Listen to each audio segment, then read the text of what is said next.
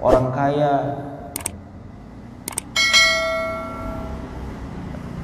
yang mendapatkan rahmat dan tidak mendapatkan rahmat adalah orang kaya yang beriman. Yang membedakan antara pegawai yang mulia di sisi Allah Subhanahu wa taala juga adalah pegawai yang beriman kepada Allah. Membedakan letih yang dirasakan oleh manusia, semuanya rasa capek, pusing, masalah yang ada juga adalah masalah yang dihadapi oleh orang-orang beriman. Maka apapun, dimanapun dan bagaimanapun nasib kita di dunia, pastikan kita menjadi orang-orang yang beriman, karena semua bagi orang beriman itu adalah baik. Kita hari ini masuk ke dalam pembahasan akhir dalam satu bab ini, yaitu kaidah-kaidah yang terkait dengan toharoh, di mana pekan lalu kita masuk dalam pembahasan darah, bahwa darah yang mengalir adalah ijma' para ulama najis, sedangkan darah yang keluar karena luka itu tidak najis. Maka kita akan menambahkan kurang lebih pagi hari ini 3 kaidah, yang semoga 3 kaidah ini bisa sama-sama kita pahami. Kaidah yang pertama adalah kaidah yang berkenaan dengan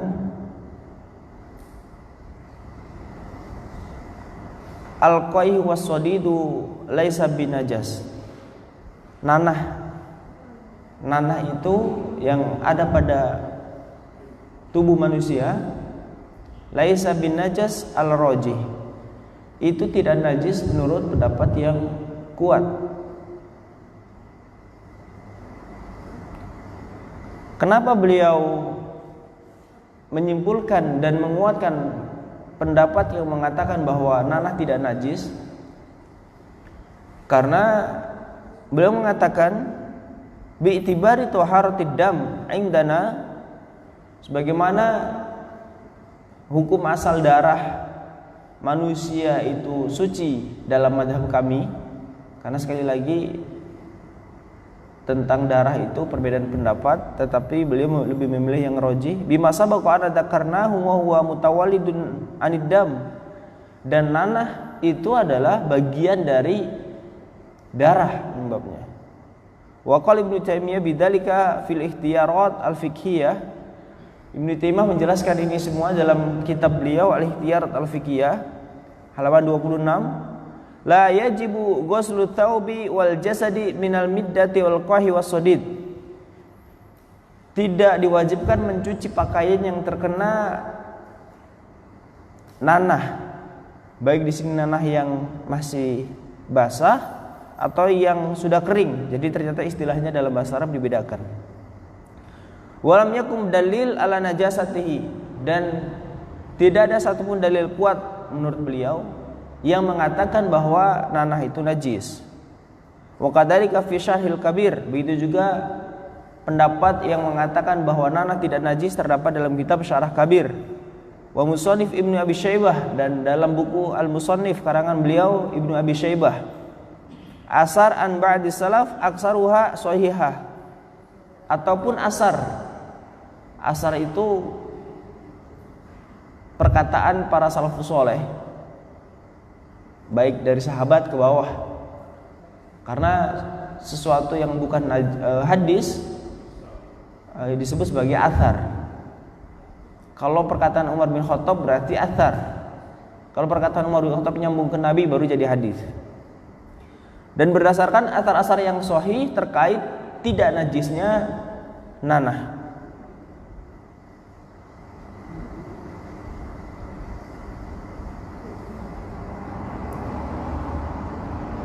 Tadullu ala tasahulihim fihi, itu dari asar-asar yang sahih disebutkan bahwa banyak sekali para ulama yang, bukan para ulama saja, para sahabat bahkan yang bertasahul, bermudah-mudah dalam hukum masalah nanah. Mereka tidak terlalu menganggap nanah sebagai sesuatu yang harus dihilangkan ketika terkena pakaian. Artinya tidak najis ketika dipakai untuk sholat, ini sah gitu.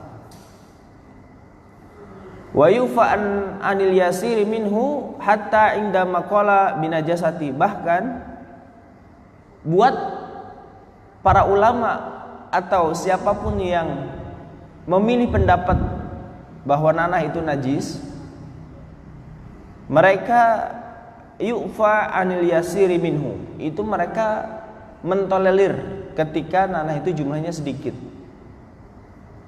Jadi ada dua pendapat tentang nanah. Yang pertama najis, yang pertama tidak najis. Kalau pendapat penulis, beliau mengatakan tidak najis dengan berdasarkan keterangan-keterangan para ulama yang dalam kitab yang sudah saya sebutkan dan athar yang kuat. Adapun para ulama yang mengatakan bahwa nanah itu najis, itu pun mereka wayufa an qalil, yaitu mereka memaafkan kalau jumlah nanah itu sedikit. Bukan memaafkan, mentolerir, tidak usah dicuci begitu kalau jumlahnya sedikit.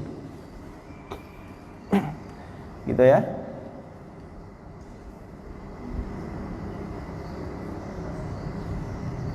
Itu terkait dengan nanah.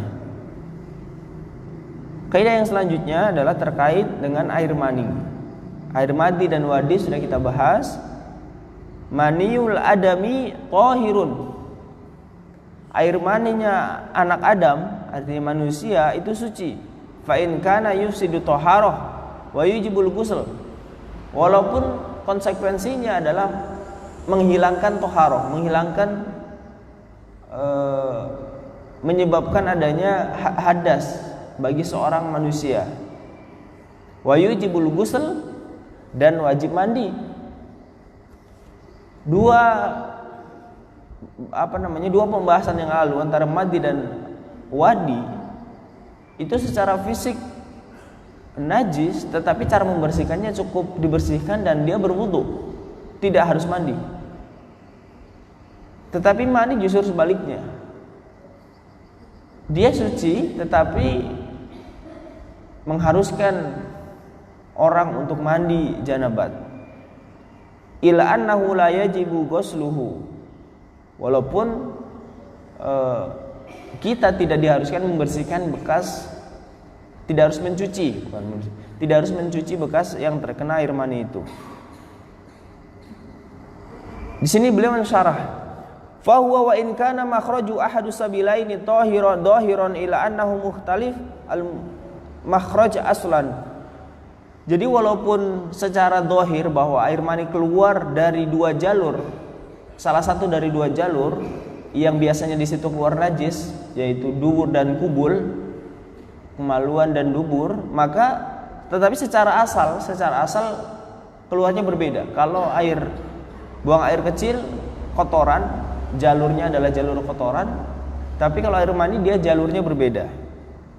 Makanya beliau disebutkan di sini walaupun keluarnya adalah salah satu dari dua jalur yang biasa keluar najis, tetapi asal dari air mani itu adalah sesuatu yang berbeda. Wa tsabata ma yadullu ala taharati, dan banyak sekali hadis-hadis Rasulullah yang menunjukkan bahwa air mani tidak najis. Minhu, diantaranya karena Rasulullah sallallahu alaihi wasallam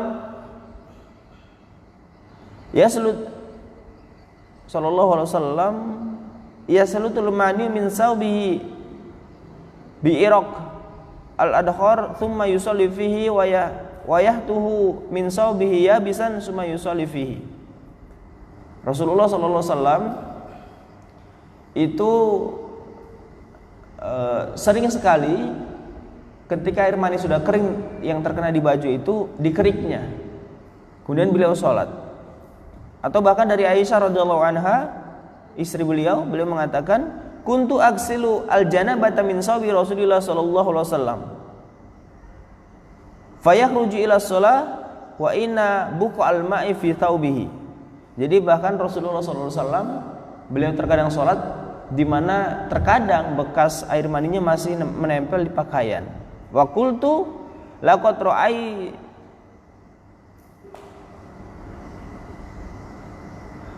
Raqat ra'atni afruquhu ay almani min sabi Rasulullah sallallahu alaihi wasallam farkan fayusalli fihi. Bahkan Aisyah seringkali juga tadi membersihkan air mani Rasulullah yang udah kering di baju itu, dikeriknya, tidak dicucinya. Banyak sekali. Atau hadis dari Abu Hurairah, anna Nabiya sallallahu alaihi wasallam laqiyahu fi ba'di turuqil Madinah wa huwa junub. Jadi Abu Hurairah itu bertemu dengan Rasulullah di gang-gang kota Madinah dalam kondisi Abu Hurairah itu junub. Qala fanakhanastu minhu fadhahabtu wa waqtasaltu. Lalu ketika mau berpapasan, Abu Hurairah itu berpaling. Lalu mandi. Setelah mandi, summa jitu. Lalu datang ke Nabi. Faqala ya aina kunta ya Abu Hurairah. Lalu ditanya oleh Rasulullah sallallahu alaihi wasallam, dari mana kamu? Kenapa seakan-akan kamu tadi enggak mau ketemu?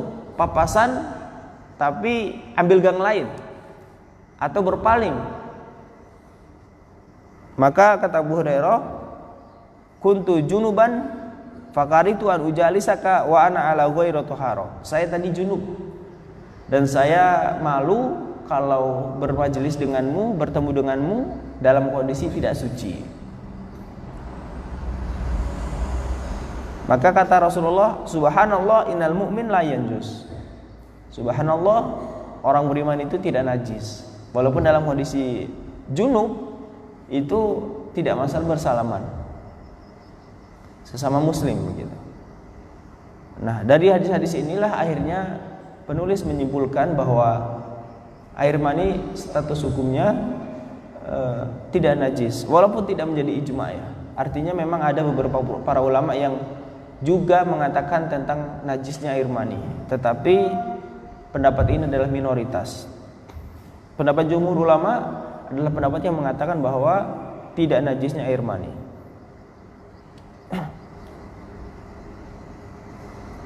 Kaidah yang terakhir adalah apa yang keluar dari binatang yang dimakan dagingnya. Kaidah pertama tadi terkait dengan nanah, yang kedua terkait dengan air mani, yang ketiga adalah al-aslu thaharah kullu ma kharaja an ma'kulil lahmi sawa'an kana sabilain kal bawl war raud awil jild kal iraq awil abr al fam wal anfa wa nahwihi. Bahwa apa yang keluar dari binatang yang dimakan dagingnya, kambing misalnya, dari dua jalur, kalbal war raus, yaitu seperti kencing kambing, kencing binatang yang dimakan dagingnya, atau kotoran binatang yang dimakan dagingnya, itu suci. Awil jild kal iraq, atau yang keluar dari kulit seperti kerikat binatang yang dimakan dagingnya, itu suci. Atau awil abr al-fam wal anf, atau yang keluar dari mulut dan hidungnya, ingus misalnya, ingus kambing maka suci, atau air liur kambing maka suci. Al-ula an naqul anna dalil dalika huwal istishab. Dalil yang digunakan oleh beliau adalah istishab. Wa in akadul ijma'u ala anal asla fil asli hadil asya taharah malam yasbut khilaf dalika. Jadi beliau tambah yakin bahwa tidak najisnya kotoran binatang atau apapun yang keluar dari binatang yang dimakan dagingnya. Nanti berbeda lagi dengan binatang yang tidak dimakan dagingnya ya, seperti anjing dan lain sebagainya, tikus termasuk, kucing. Nah, kalau yang dimakan dagingnya, kambing kah, sapi kah, ayam kah, bebek kah, semua yang keluar dari tubuhnya, baik kotoran maupun keringat, maupun liurnya, maupun ingusnya adalah suci, karena tidak ada dalil yang mengatakannya sebagai najis. Kama dzakarahu Syekhul Islam Ibnu Taimiyah fil Majmu' Fatawa. Sebagaimana pendapat ini dan pernyataan ini disebutkan oleh Syekhul Islam Ibnu Taimiyah dalam Majmu' Fatawa beliau jilid 21 halaman 542. Beliau mengatakan fala yuqalu binajasati hatta yarida dalilun sahihun ala dzalika fala yujad. Maka status kotoran binatang yang dimakan dagingnya, termasuk ingus, liur dan keringatnya, itu bisa menjadi najis jika terdapat dalil syar'i atau dalil qat'i, dalil sahih yang mengatakan bahwa barang-barang tadi adalah najis. Tetapi nyatanya wala yujad, tidak didapati dalil yang kuat terkait dengan najisnya kotoran binatang yang dimakan dagingnya.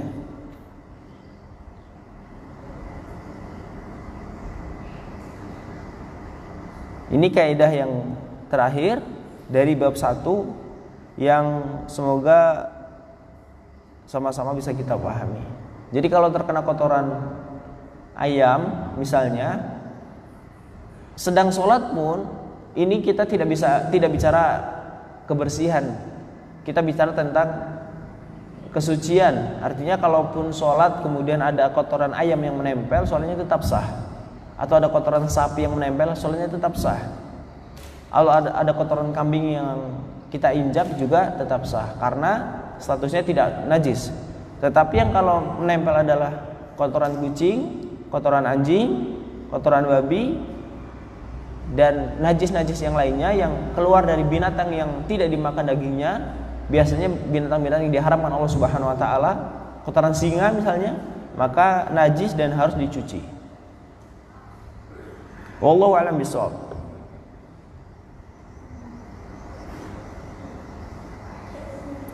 Sampai sini, insyaallah pertemuan berikutnya kita masuk ke dalam bab yang kedua, al-bab ats-tsani babul aniyah. Bab yang kedua itu bicara tentang aniyah, bejana-bejana, piring, mangkok, peralatan dapur begitu ya. Baik, sampai di sini mungkin ada yang ditanyakan. Kami persilahkan kalau ada.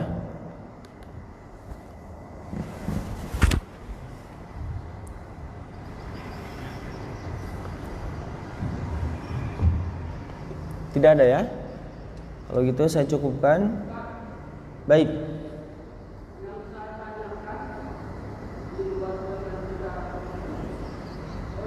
Mudah-mudahan bisa jawab. Sholat hajat.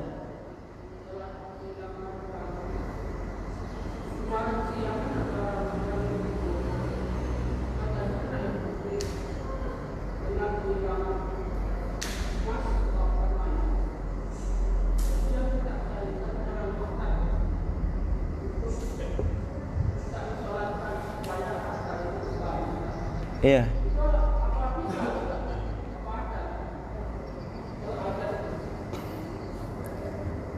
Iya, kemarin ke rumah saya ibu itu. Kemarin itu ibu itu ke rumah saya. Saya kira minta diterawangin bu, Pak. Saya kira udah seudon aja saya. Saya kira minta saya menerawang gitu di mana hartanya yang hilang itu ya. Tapi ternyata beliau juga tahu kalau itu syirik, datang untuk itu syirik, makanya beliau datangnya ke ustadz katanya. Minta didoakan dan minta disolatkan. Jadi sholat hajat itu secara khusyuk sholat disebut oleh Rasulullah sebagai sholat hajat itu penamaan para ulama saja. Sholat hajat itu sebenarnya tawasul bila amali soleh, yaitu kita ada sesuatu yang betul-betul kita inginkan, kemudian untuk mendapatkan sesuatu itu kita sholat khusus untuk itu, makanya disebut sebagai sholat hajat. Jadi itu sebenarnya sholat sunnah mutlak. Itu bisa juga kita dengan sholat wajib kita niatkan dengan sholat wajib kita, ya Allah, kalau sholat subuh tadi saya ikhlas ya Allah, kalau sholat subuh tadi engkau terima ya Allah, maka tolong tunjukkan saya ke harta saya yang hilang. Atau qadarullah misalnya Allah takdirkan kalau betul-betul dihipnotis Allah sadarkan orang yang menghipnotis itu, kemudian dibalikinnya uangnya misalnya atau emasnya, karena emasnya katanya kan dari dikumpulkan dari gadis sampai tua, kemudian mau dipakai untuk umroh tiba-tiba hilang. Ya seperti itu. Kalau secara khusus tidak ada, cuman boleh atau tidak boleh saja karena masuk dalam kategori sunnah mutlak, sholat sunnah mutlak. Kita ada sesuatu keinginan kepada Allah Subhanahu Wa Taala, lalu sholat dengan harapan Allah mengabulkan keinginan itu. Tidak harus sholat, sebenarnya sedekah juga bisa. Kita sedang sakit kemudian berharap kesembuhan kepada Allah Subhanahu Wa Taala dengan sedekah. Kayak kemarin ada orang yang bayar zakat, Ustaz saya beretikat kalau saya sembuh sebelum hari Ahad saya akan infak misalnya. Qadarullah sembuh dan beliau cerita akhirnya begitu. Ya itu nggak masalah, itu sebagai salah satu cara. Kalau hubungan sesama manusia ibaratnya apa ya? Biar permohonan kita itu dikabulkan oleh manusia, kan kadang kita bawain buah lah atau sesuatu lah yang lain. Nah kalau dengan Allah beda. Kalau dengan Allah itu tawasul dengan amal soleh. Bisa Quran, bisa baca Quran, kita niatkan bacaan Quran kita agar hajat kita dikabulkan oleh Allah Subhanahu Wa Taala. Kita niatkan dengan sedekah, dengan sholat, dengan apapun amal soleh yang bisa kita lakukan. Puasa termasuk puasa hajat, ibaratnya puasa mutlak yang kita niatkan untuk hajat yang sedang kita inginkan. Wallahu a'lam bishawab. Itu Pak. Yang lain? Baik. Saya cukupkan ya, mudah-mudahan bermanfaat. Bab 1 sudah kita selesaikan terkait kaidah-kaidah yang kaitannya dengan thaharah. Mudah-mudahan bermanfaat. Subhanakallahumma rabbana wa bihamdika asyhadu an la ilaha illa anta astaghfiruka wa atubu ilaik. Assalamualaikum warahmatullahi wabarakatuh.